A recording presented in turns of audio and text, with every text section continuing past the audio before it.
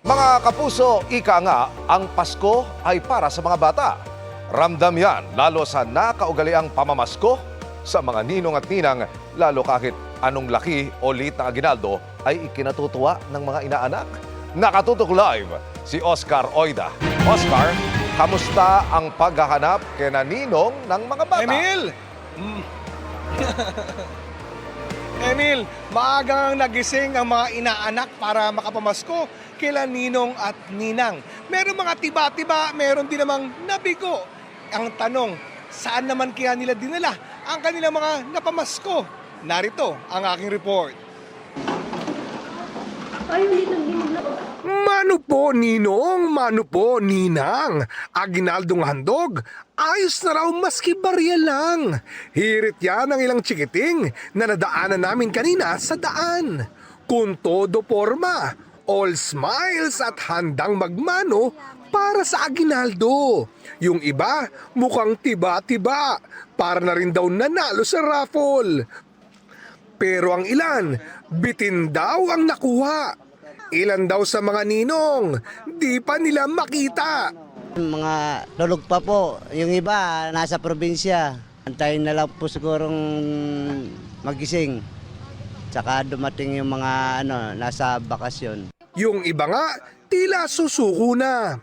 Kukunti lang po. Mainit na po kaya pauwi na rin po kami. Pero kung yung iba pa finding ninong ang tema, ibahin nyo si Ninong Marlon. Maaga pa lang, naghahanda na ng malulutong. Pinag-iipunan ko to ting Pasko Gawa nung ayoko ma-disappoint yung mga inaanak ko. Mukhang worth it naman pagkat bawat abot nasusuklian ng mga matamis na ngiti. At para mas mapasaya lalo si Ninong, kanya-kanya ng pasiklab ang mga inaanak. Ayon, nabigyan patuloy ng dagdag na agnaldo. Kids, ano naman ang gagawin ninyo sa mga natanggap na pamasko? Iipunin ko po sa mga pagkain po tsaka pumunta sa mga park na may mga rides. At ganyan nga ang ginawa ng ilang chikiting na aming inabutan sa isang amusement park sa Pasay City. Ang kanilang napamaskuhan, sinulit sa iba't ibang rides at attractions. May paikot-ikot, may pawasiwas-siwas, meron ding isasabak sa basaan, pati na sa katatakutan. Masaya po kasi po maraming rides. Hindi po pare-pare yung experience namin. Tapos po meron po kami bagong kasama, may kapatid ko. Mula po sa Iloilo, dumayo po kami dito para lang magsaya kasama ang aming pamilya. Favorite ride ko po dito is yung Vikings. Kasi bukod sa mataas, bumabalik siya parang yung ex ko. Pagtitiyak naman ng pamunuan ng theme park, ligtas ang kanilang mga rides.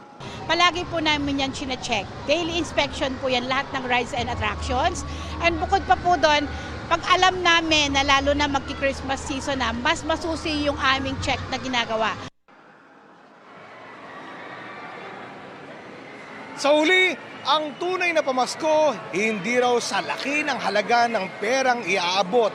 Pagkat ang aginaldo, mauubos. Pero yung kwento at mahalagang alaala, yan ang dadali ng mga bata hanggang sa kanilang paglaki. Emil, Merry Maraming Christmas! salamat at Happy Christmas, Oscar Oida.